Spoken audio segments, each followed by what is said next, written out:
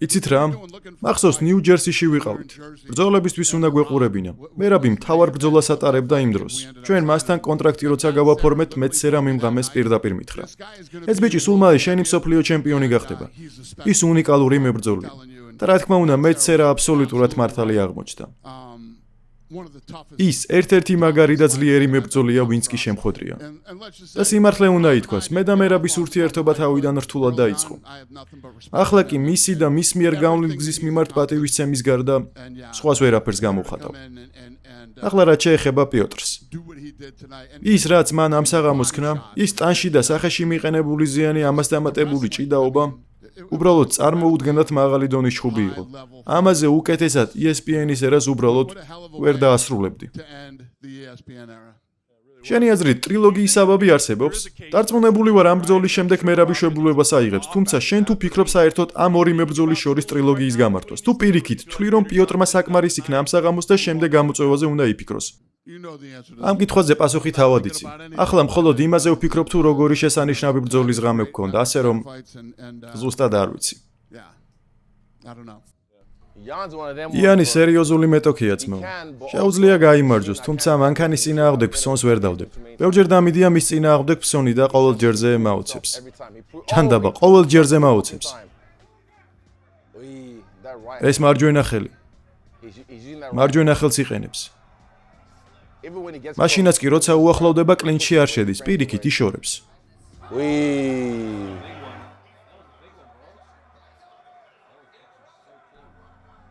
გონი ატკინა. არ შეიმჩნია მერაბმა.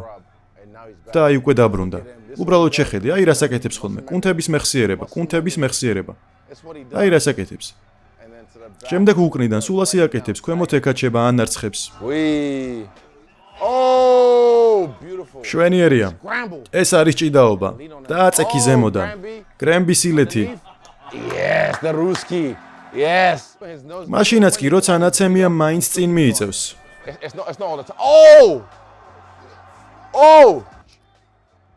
შეხედე, ის მაინც არიხებს უკან.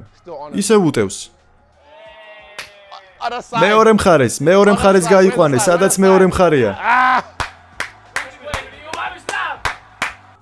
არა ძმა, უმრავლესობა ასეთ მდგომარეობაში უკვე დანებდებოდა.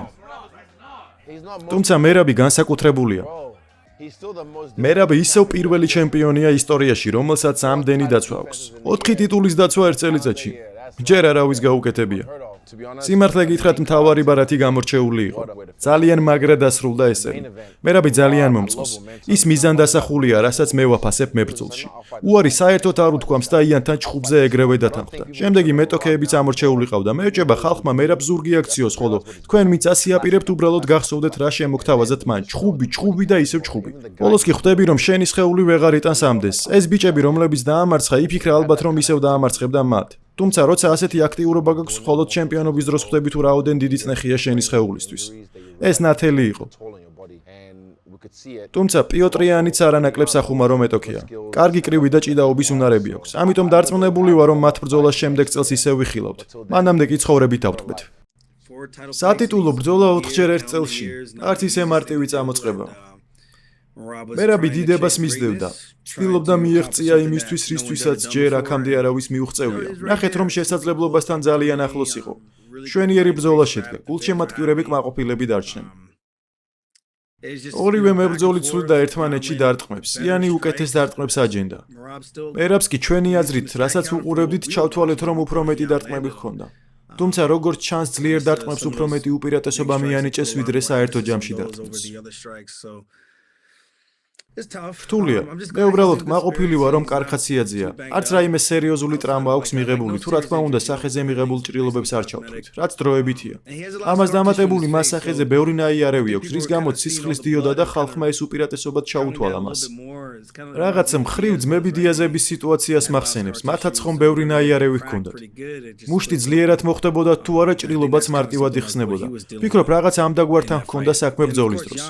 და რა თქმა უნდა, იანმა შესანიშნავად დაიცვა თავი. ხელები ძალიან მაღლა უჭირავს. მაშინაც კი, როცა სუფთად უტარებ დარტყმას, ჯერ მის ხელთათმას ხვდება. სანამ ხელის მოქნებას არ დააპირებს, ამას ვერ შეატყობ და როცა მოიქნევს, აი მაშინ შეგიძლია მისი დაჭერა. საერთო ჯამში კარგი ბრძოლა შედგა. ვფიქრობ, დროა ჩემპიონისთვის, რომ დამსახურებული დასვენება აიღოს და 2026 წლიერი დაბრუნდეს.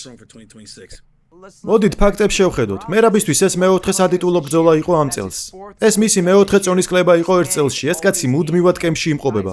მეგობრებო, მერწმუნეთ, მნიშვნელობა არ აქვს, კარგი გენეტიკა გაქვს თუ არა. ყველა ადამიანები ვართ და შენს სხეულს დასვენება სჭირდება. როგორც მერაბმა თქვა, ის თავის გამართლებას არ აპირებს, თუმცა მე ვფიქრობ, ერთ წელში 4-ჯერ ჩხუბი ზედმეტია.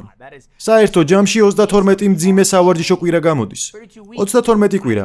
ჩემი აზრით, მერაბს 10 კვირიანი დასვენება სჭირდება. პაიმანზე წადი, ჯაკუში, ბიჭების მაგივრად, გოგოები დაპატიჟე. ეს პიოტრიანის ხუმრობა იყო, მე ვიფიქრე, რომ სასაცილო იყო. მოკლედ, მოდუნდი. ძალიან ბევრი ფული გამოიმუშავე უკვე. გაოჯახებული არ ხარ, არ ჩვილები ყავს, გადასახადების გადახდაც მოგიწევს, ინვესტიციები დაატრიალე შენს ძმაკაცთან, ალჯოსთან ერთად. და შემდეგ მოდუნდი და ვარდების სუნით დატკბი ძმაო. დაყნოსე ვარდები. ამ წელს შენ საკმარისზე მეტი ქენი. დაისვენე და შენს დაბრუნებას მოუთმენლად ველი.